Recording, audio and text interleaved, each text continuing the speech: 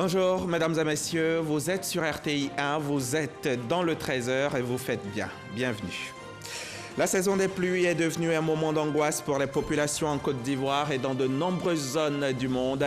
La pluie, avec son corollaire d'inondations, de glissements de terrain et de morts, serait-ce dû au changement climatique ou alors la responsabilité des hommes y est également pour quelque chose? Élément de réponse en tout début de journal.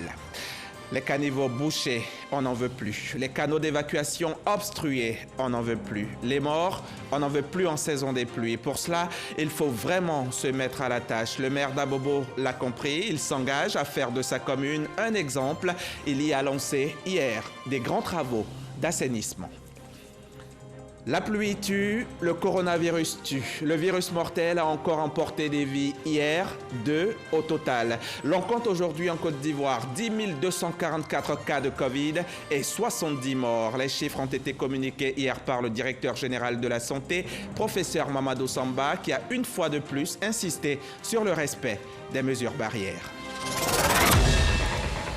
Il pleut sur Abidjan, nous sommes encore en saison des pluies, une saison qui court jusqu'à fin juillet. C'est vrai que généralement, après le mois de juin, les précipitations ne sont plus forcément fortes, mais il peut y en avoir par endroits. La Sodexam informe d'ailleurs que ce week-end sera marqué par des pluies intermittentes et des orages qui toucheront le district d'Abidjan ainsi que le nord-est du pays et se propageront au fil des heures vers la partie ouest de la Côte d'Ivoire. Il faut donc être prudent, tout simplement. Les autorités recommandent la vigilance.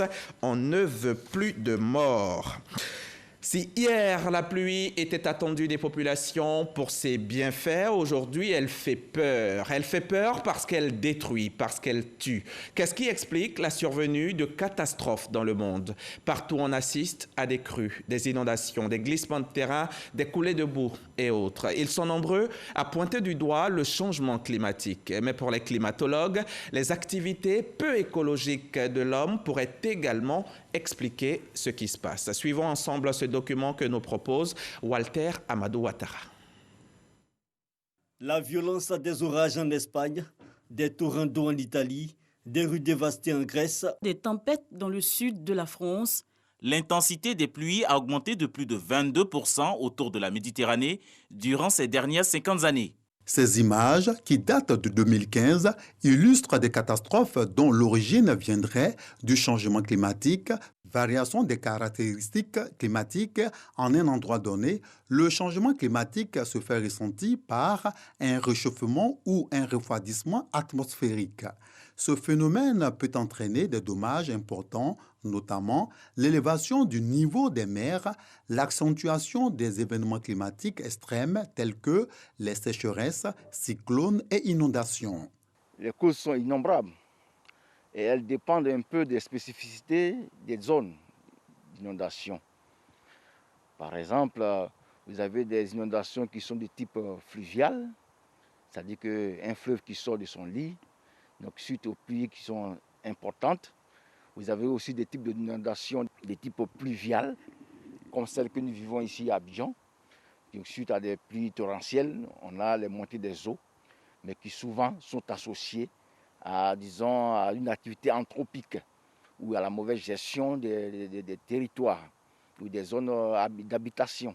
Donc il y a une foison de causes donc, qui sont aussi complexes les unes que les autres. Pour les experts de la question, certaines activités humaines causant les différents types de pollution impactent négativement l'environnement. Au nombre des activités de l'homme, longtemps décriées, se trouvent entre autres la déforestation et la production de gaz à effet de serre qui s'accroît depuis 1750, début de l'ère industrielle. Si rien n'est fait pour diminuer les rejets humains de gaz à effet de serre, l'augmentation incontrôlée de l'effet de serre pourrait provoquer une augmentation de la température du globe jusqu'à 10 degrés Celsius en moyenne d'ici à 2150. Des catastrophes naturelles, marquées aussi par des inondations, n'épargnent aucun continent, même l'Afrique qui pollue moins. Des inondations qui ont marqué le monde, on en a plusieurs. Et comme ça, de mémoire, celle qui me revient, c'est, disons, le tsunami en Indonésie en 2004, le 26 décembre 2004, où il y a eu, suite à un tremblement de terre, nous avons eu un raz-de-marée, un tsunami qui a inondé donc les côtes indonésiennes, faisant en quelques heures 220 000 victimes, avec 1 million de personnes sans abri. L'épisode Katrina, qui est donc des inondations suite à un cyclone qui s'est abattu sur les côtes des États-Unis. Et on a vu 1836 personnes qui sont mortes à la suite de ces inondations-là. Il y a aussi d'autres cas, mais qui sont plus anciens. Par exemple, en Afrique, nous pouvons citer du 4 au 5 août, dans la ville entière de Khartoum, on a eu 80% de la ville qui a été totalement sous les eaux, avec 200 000 logements et abris qui ont été détruits. Face à la situation, les États œuvrent pour réduire les menaces, mais le changement de comportement individuel demeure un atout majeur dans cette lutte contre les changements climatiques et ses conséquences.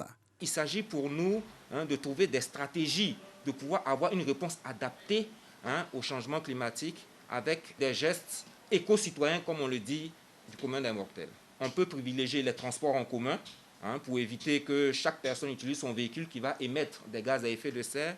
On peut mettre en place des stratégies de reboisement. Donc tout un chacun serait amené à planter des arbres pour pouvoir redorer, on va dire, le couvert forestier et permettre à ces arbres de capter tout ce qui est gaz à effet de serre. On pourrait aussi avoir recours aux énergies renouvelables d'une manière générale. En novembre 2019, les pluies diluviennes ont fait des centaines de milliers de déplacés en Centrafrique. À côté de la pluie qui tue, il y a la maladie. Le paludisme, par exemple, à lui tout seul, a tué plus de 1600 personnes en Côte d'Ivoire, rien que l'année dernière. Même si ce nombre est appréciable comparé à celle d'il y a 3 ans, il reste tout de même élevé. Objectif, zéro paludisme. L'État veut gagner la guerre contre cette maladie. Malheureusement, avec le coronavirus qui s'est invité dans le problème et la pluie qui tombe, la lutte devient difficile et chacun doit y jouer sa part. Le paludisme continue de tuer en Côte d'Ivoire. Les différents programmes de lutte avaient permis de faire régresser le nombre de décès indiqués de 3 340 cas en fin 2016 à 1 640 décès fin 2019. Selon le directeur, coordonnateur du programme national de lutte contre le paludisme, la réduction de la fréquentation des centres de santé relativement à l'actuelle crise sanitaire et la non-utilisation des moustiquaires imprégnés plombe ces résultats de fin 2019. 5 à 15% d'augmentation du nombre de cas. Pourquoi? Parce qu'après, de mars jusqu'en mai, la population étant apeurée, elle a fréquenté très peu les hôpitaux. Nous sommes arrivés en saison de pluie et donc cela aussi a augmenté le nombre de cas. Si on n'avait pas cette maladie à Covid, on pense qu'on pourrait aussi certainement réduire cela. Le nombre de décès aussi a augmenté entre 2 et 5%. Pourquoi? Parce qu'on a eu des cas de paludisme graves et on a perdu quelques enfants. On note que le taux d'utilisation de la moustiquaire imprégnée évolue lentement entre 25 et 45% à Abidjan. En cette saison des pluies marquées par des inondations, les populations doivent accompagner les actions de l'État dans la lutte contre le paludisme. L'État fait sa part. La part de l'État, c'est quoi? C'est mettre à disposition des médicaments, payer les moustiquaires, mais que la population aussi accepte d'accompagner le gouvernement, le ministère de la Santé et le programme national de lutte contre le paludisme en détruisant les gîtes larvaires qu'ils ont dans leur maison. S'il n'y a pas de pneus usagés, il n'y a pas de boîtes de conserve usagées qui sont là, qui récoltent de l'eau, il n'y a pas de gîtes larvaires quelque part, de flaques d'eau quelque part, s'il n'y a pas tout ça, je vous rassure que le paludisme va reculer d'un train bon. Il faut qu'on arrive à assainir notre cadre de vie. C'est pour ça que pendant cette saison des pluies-là, nous demandons aux populations de ne pas laisser des flaques d'eau devant leur maison et partout où ils sont, de rendre propre leur environnement. S'ils le font, ils vont voir qu'ils vont avoir moins de cas de paludisme. Sur 5 décès enregistrés par jour liés au paludisme, 4 concernent les enfants. L'État est déterminé à juguler le problème d'assainissement, le problème d'inondation, et tout est en train d'être mis en œuvre pour y arriver. Cette semaine même, la phase 2 des travaux d'assainissement dans le bassin versant du Gourou a été lancée en présence d'Anne Désiré Ouloto. La ministre de l'Assainissement et de la Salubrité avait à ses côtés le représentant résident de la Banque ouest-africaine de développement, certainement parce que l'institution bancaire en est le partenaire financier. Les précisions d'Herman Guivet. Coup de pioche symbolique de la ministre de l'Assainissement et de la Salubrité, Anne Désiré Ouloto, qui marque le lancement officiel de la phase 2 des travaux d'assainissement dans le bassin versant du Gourou. Le bassin versant du Gourou couvre une superficie d'environ 28,6 km². Il s'étend du nord au sud d'Abobo à l'échangeur de l'Indenier sur environ 9 km, limité à l'est par le prolongement du boulevard Latrille vers le quartier des Deux Plateaux et à l'ouest par la ligne de chemin de fer à Djamé à Niama. Le bassin dispose d'un réseau hydrographique ayant pour débouché la lagune Ébrié via la baie de Cocody. Partenaire financier de la Côte d'Ivoire pour ce qui concerne la deuxième phase de ces travaux, la Banque ouest-africaine de développement. Madame la ministre, honorables invités, la contribution de la BOAD au financement du présent programme s'élève à 29 milliards de francs CFA. À ce jour, les engagements cumulés de la BOAD en faveur de la Côte d'Ivoire représente un montant global de plus de 1120 milliards de francs CFA, tous secteurs confondus, soit 18% des engagements cumulés de la Banque dans l'Union. Ces chiffres démontrent l'excellente vitalité de la coopération entre la BOAD et la Côte d'Ivoire et prouvent l'importance qu'accorde notre institution communautaire au secteur des infrastructures, notamment celui des infrastructures d'alimentation en eau et d'assainissement dans l'Union, et en particulier en Côte d'Ivoire. En quoi consistera la deuxième phase de ces travaux? La deuxième phase va s'attaquer au problème d'eau usée. Vous voyez bien qu'on est en train d'investir des sommes énormes pour la valorisation de la baie de Cocody. Or, ce qui se constate aujourd'hui, il y a des débits importants d'eau usée qui y arrivent et qui sont à l'origine des odeurs. Et donc, dans cette deuxième phase, on va faire en sorte à réduire au moins de 80% les débits d'eau usée qui arrivent dans la baie de Cocody. Le lancement officiel de la deuxième phase des travaux d'assainissement dans le bassin versant du Gourou tombe à pic. Situation de saison pluvieuse oblige, mais également amélioration du drainage des eaux usées en perspective. Aujourd'hui, cette deuxième phase du programme viendra consolider ce que nous avons déjà réalisé au cours de la première phase, tant en ce qui concerne donc la gestion des eaux usées avec le raccordement des ménages aux collecteurs de base, ce qui permettra donc d'éviter le rejet dans la baie de Cocody de toutes les eaux usées qui descendent depuis Abobo jusqu'au plateau.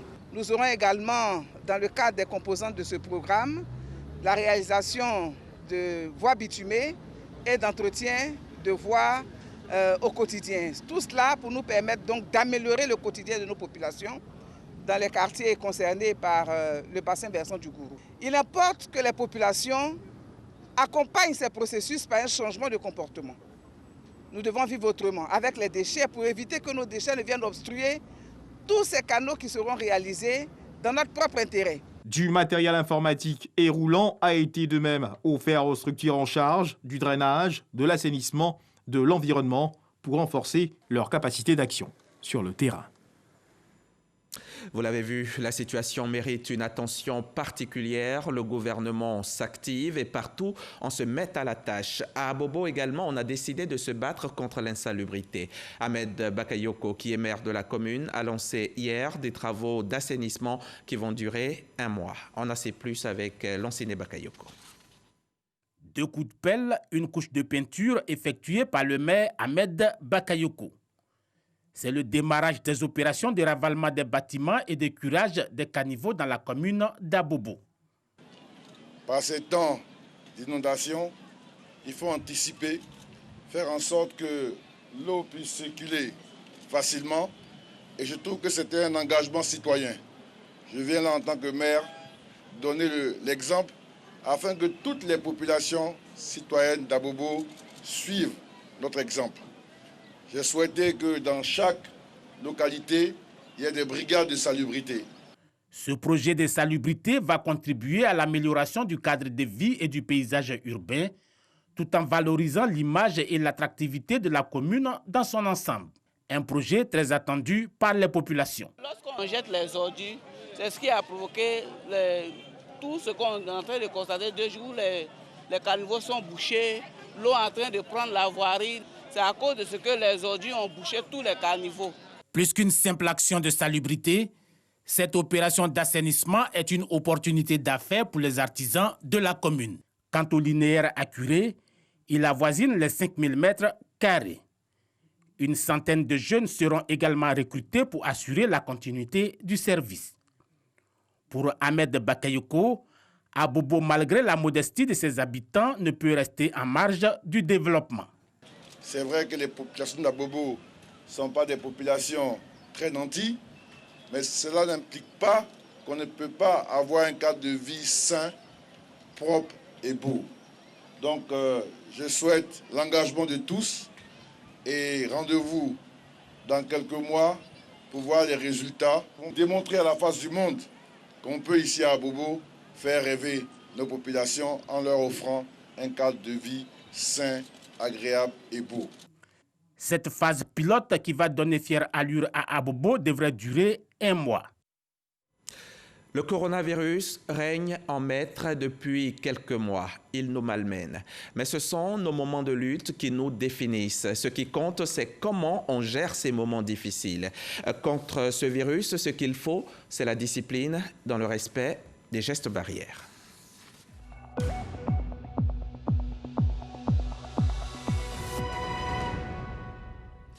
Point Covid en Côte d'Ivoire. La barre symbolique des 10 000 malades a été franchie. Nombre total de cas confirmés dans le pays, 10 244. Pour la seule journée d'hier, l'on a enregistré 252 nouveaux malades liés au coronavirus et 2 décès supplémentaires. Les mesures barrières sont le rempart à l'avancée de cette maladie. Le directeur général de la Santé l'a répété encore hier. Protégeons-nous pour protéger les autres.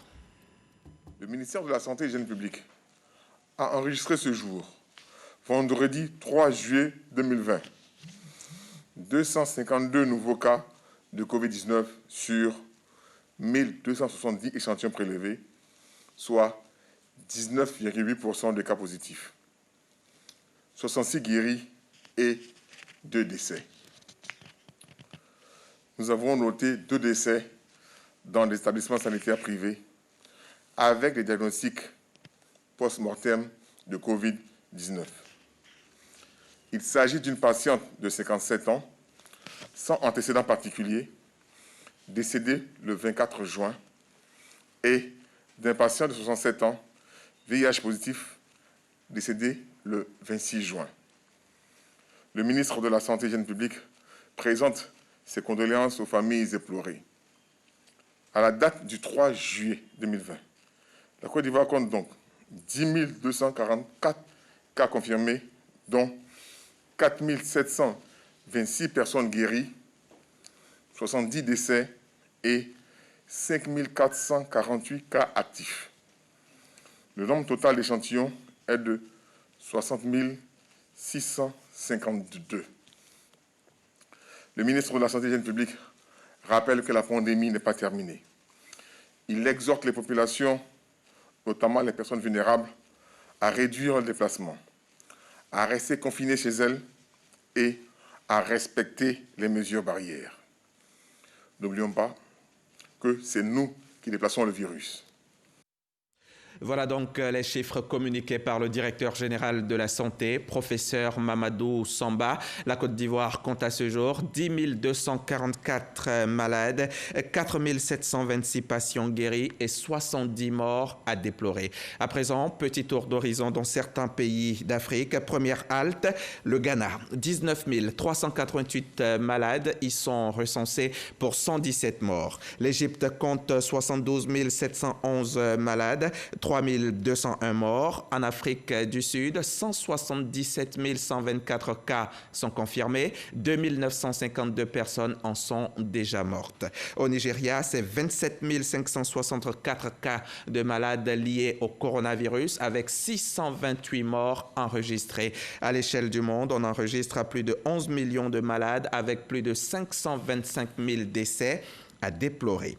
C'est dur d'entendre tous ces chiffres de malades et de morts, mais c'est quand la lutte est difficile qu'il faut être fort. Respectons tout simplement les mesures édictées par les autorités et vous verrez que tout ira bien, nous vaincrons ce virus. Justement, les autorités, hier encore, lors du point de presse quotidien, sont largement revenues sur ces mesures. C'était au micro RTI 1 de Francis Boifo. La maladie à coronavirus ou Covid-19 est malheureusement une triste réalité au niveau mondial, africain que local, c'est-à-dire en Côte d'Ivoire, qu'on doit intégrer et agir au mieux pour l'endiguer. Nombreux sont les Ivoiriens ou habitants de ce pays qui en sont confrontés ces derniers jours, soit directement, soit indirectement. Il ne s'agit plus de simples rumeurs. Les victimes sont de plus en plus connues dans notre entourage. À Touloupleu, proche du Libéria, à l'ouest de la Côte d'Ivoire, il n'y a pas de nouvelles contaminations à la Covid-19 après plus de 90 jours. Le seul cas déclaré positif il y a plus de 3 mois a été rapidement pris en charge et le patient est guéri. Mais le conseil municipal reste vigilant et continue la sensibilisation.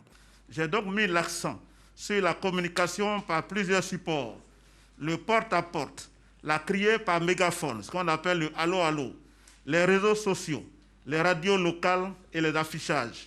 Par ailleurs, nous sollicitons de l'État des moyens, mais aussi des bonnes volontés. La maladie à coronavirus est mortelle, rappelle le porte-parole de la police nationale, avant de faire le point sur les opérations menées par les forces de l'ordre dans la région de l'Indénié-du-Ablin et de l'Agnébi-Tiassa.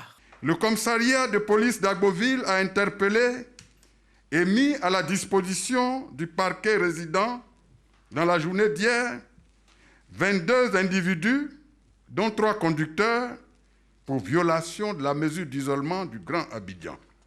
Le commissariat mixte de Niablé et la brigade de gendarmerie de la ville ont interpellé 33 individus de diverses nationalités pour violation de la mesure de fermeture de nos frontières terrestres. Ils ont par ailleurs tous été refoulés. Le respect des mesures barrières est un moyen efficace de lutte contre la maladie à coronavirus. C'est donc clair, lavage régulier des mains, port du masque et respect d'un mètre de distance entre vous et les autres. C'est à ce prix-là qu'on fera reculer le virus mortel. Dans ce combat contre le coronavirus, l'UNICEF est aux côtés de la Côte d'Ivoire. Le Fonds des Nations Unies pour l'enfance vient d'offrir au ministère de la Santé des équipements de protection et du matériel de prise en charge de Covid, un don d'une valeur totale de 194 millions de francs CFA. Le témoignage de Jean-Marc Djadji. 194 240 000 francs CFA, la valeur totale des matériels de protection et de soins fournis par l'UNICEF au Dr Aka Awele, ministre de la Santé et de l'Hygiène publique. Ce sont entre autres plus de 120 000 masques, 10 oxygénateurs et des gels hydroalcooliques. Objectif de l'UNICEF, protéger le personnel soignant et équiper les centres de santé des régions sanitaires d'Abidjan 1 et 2, ainsi que ceux de l'intérieur du pays. Je pense que ces équipements peuvent être utilisés pas seulement pour Covid, mais aussi pour les besoins néonatals. Après, nous vaincrons Covid ensemble. Je voudrais juste permettre aussi de dire quelques mots de remerciement pour tous les professionnels sanitaires qui travaillent sans relâche par rapport à cette lutte contre le Covid-19.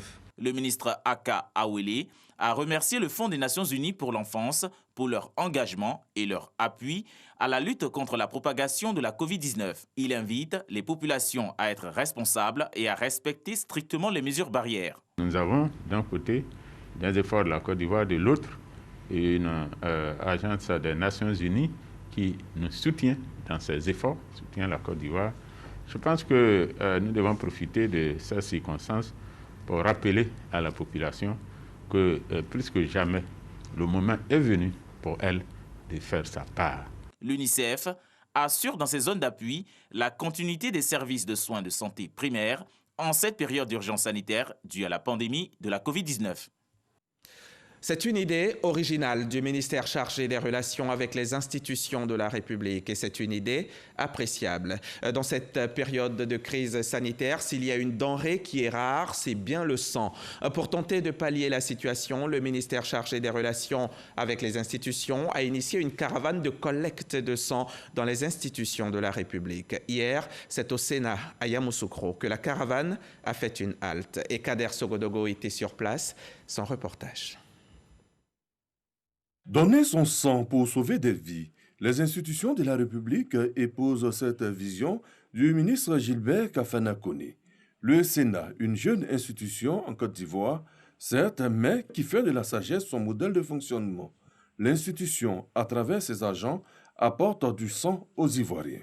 Le besoin est réel, surtout en cette période de pandémie. Depuis l'avènement de la pandémie à coronavirus, et compte tenu de toutes les informations loufoques qui sont relayées sur les réseaux sociaux, nos concitoyens de plus en plus rechignent à donner leur sang. Or, le sang est une denrée rare. Le sang ne se fabrique pas en laboratoire. Pour que le besoin de sang soit comblé, il faut que nos concitoyens consentent à donner leur sang. Des travailleurs fiers d'apporter leur sang pour sauver des vies. Fier de donner le sang parce que c'est un acte citoyen et il faut venir en aide aux personnes qui en ont besoin parce qu'on ne sait jamais, à tout moment, nous-mêmes on peut être dans le besoin, donc raison pour laquelle je tiens à donner mon sang aujourd'hui. Déjà la femme en accouchant elle perd du sang. Après ça aussi, il y a des accidents de la route, il y a des personnes aussi qui perdent beaucoup de sang là. C'est un acte qui aide. Ce sont plus de 100 poches qui ont été récoltées à travers ce passage au Sénat. La caravane de la solidarité continue. On referme ici la page santé de ce journal pour en ouvrir une qui parle de ressources animales. Vous vous en souvenez peut-être, il y a un moment déjà, les bouviers d'Abobo avaient été déguerpis de l'espace qu'ils occupaient compte tenu de leur installation anarchique. Ils avaient grogné, pas du tout contents, mais aujourd'hui ils ont le sourire aux lèvres. Ils viennent de recevoir un nouveau terrain pour s'installer. C'est un don de Dominique Ouattara, la première dame de Côte d'Ivoire.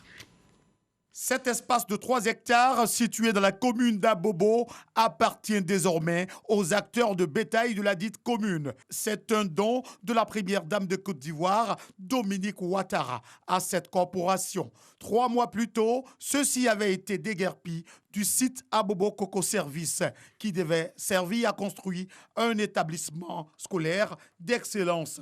Les garants de la tradition ont fait la libation suivie d'une visite. Je dis merci à la Première Dame, c'est elle qui a voulu que nous soyons ici à Ndotré, Carrefour, à Soko, que la vente se fasse dans de très bonnes conditions.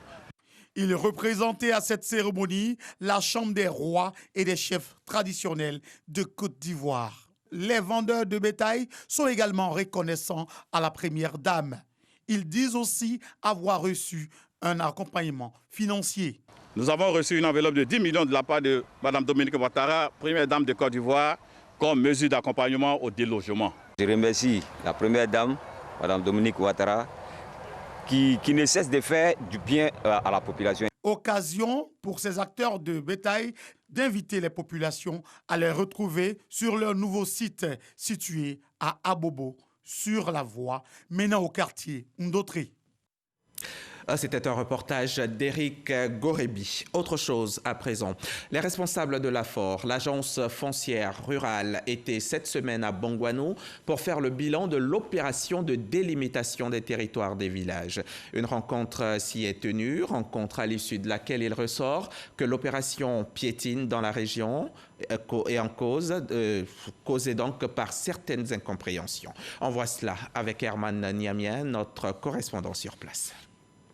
En 1 an et demi d'exécution du projet de délimitation des territoires des villages des 3 départements que compte la région du Moronou, les opérateurs sont à seulement 20% de taux de réalisation. Une situation occasionnée par une mauvaise compréhension du bien fondé de cette opération. Le retour que nous avons du terrain, c'est qu'il y a une incompréhension. Les populations pensent que délimiter le territoire des villages, c'est délimiter des droits fonciers coutumiers.